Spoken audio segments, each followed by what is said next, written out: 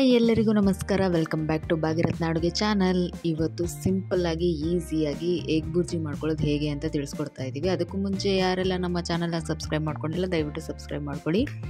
ನಾನು ಮೊದಲಿಗೆ ಸ್ಟವ್ ಅಂಟಿಸಿ ಒಂದು ಬಾಣಲಿ ಇಟ್ಕೊಂಡು 2 ಟೇಬಲ್ ಸ್ಪೂನ್ ಆಯಿಲ್ ಹಾಕ್ಕೊಂಡಿದ್ದೀನಿ. ಆಯಿಲ್ ಬಿಸಿ ಆಗಿದ ತಕ್ಷಣ ಒಂದು ಈರುಳ್ಳಿನ ಸಣ್ಣದಾಗಿ ಕಟ್ ಮಾಡ್ಕೊಂಡಿದ್ದೀನಿ, ಅದನ್ನು ಹಾಕ್ಕೊಳ್ತಾ ಇದ್ದೀನಿ. ಈರುಳ್ಳಿನ ಚೆನ್ನಾಗಿ ಫ್ರೈ ಮಾಡ್ಕೊಳ್ಳೋಣ. ಜಾಸ್ತಿ ಐಟಮ್ಸ್ ಯೂಸ್ ಮಾಡ್ದೇ ಈ ಎಗ್ ಬುರ್ಜಿನ ಮಾಡ್ಕೊಳ್ಬೋದು. ಜಾಸ್ತಿ ಏನು ಟೈಮ್ ತೊಗೊಳ್ಳಲ್ಲ, ಆರಾಮಾಗಿ ಬೇಗನೆ ಮಾಡ್ಕೊಳ್ಬಿಡ್ಬೋದು.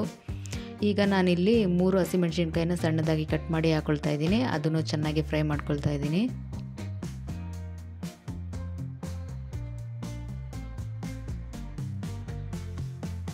ಈರುಳ್ಳಿ ಮತ್ತು ಹಸಿಮೆಣಸಿನ್ಕಾಯಿ ಚೆನ್ನಾಗಿ ಫ್ರೈ ಆದಮೇಲೆ ಈಗ ರುಚಿಗೆ ತಕ್ಕಷ್ಟು ಉಪ್ಪನ್ನು ಹಾಕ್ಕೊಳ್ತಾ ಇದ್ದೀನಿ. ಇದನ್ನು ಚೆನ್ನಾಗಿ ಮಿಕ್ಸ್ ಮಾಡ್ಕೊಳ್ಳೋಣ.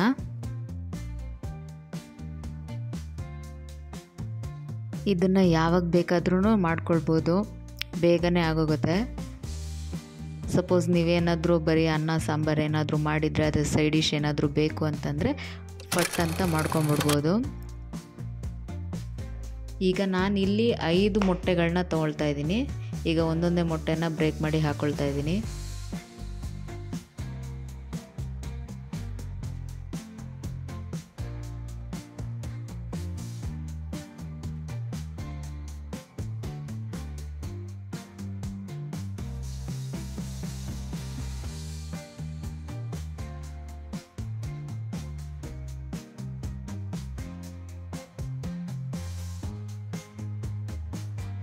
ಈಗ ಎಲ್ಲ ಮೊಟ್ಟೆಗಳನ್ನ ಬ್ರೇಕ್ ಮಾಡಿ ಹಾಕೊಂಡಾದ್ಮೇಲೆ ಈಗ ಚೆನ್ನಾಗಿ ಫ್ರೈ ಮಾಡ್ಕೊಳ್ತಾ ಇದ್ದೀನಿ. ಮೀಡಿಯಮ್ ಫ್ಲೇಮಲ್ಲೇ ಇಟ್ಕೊಂಡು ಫ್ರೈ ಮಾಡ್ಕೊಳ್ತಾ ಇದ್ದೀನಿ, ಇಲ್ಲ ಅಂದರೆ ಬೇಗ ಬೇಗ ಸೀದೋಗ್ಬಿಡುತ್ತೆ.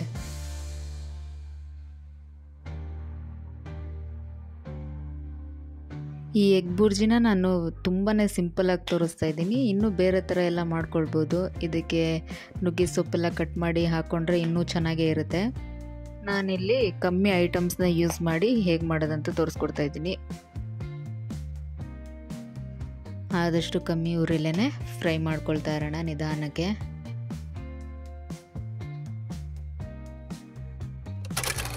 ಈಗ ಇದು ಚೆನ್ನಾಗಿ ಆಲ್ಮೋಸ್ಟ್ ಫ್ರೈ ಆಗಿದೆ. ಈ ಟೈಮಲ್ಲಿ ನಾನು 1 ಸ್ಪೂನು ಪೆಪ್ಪರ್ ಪೌಡರ್ನ ಹಾಕ್ಕೊಳ್ತಾ ಇದ್ದೀನಿ. ಇದು ಹಾಕೋದ್ರಿಂದ ಟೇಸ್ಟ್ ಇನ್ನೂ ಚೆನ್ನಾಗಿ ಬರುತ್ತೆ, ತುಂಬಾ ಚೆನ್ನಾಗಿರುತ್ತೆ.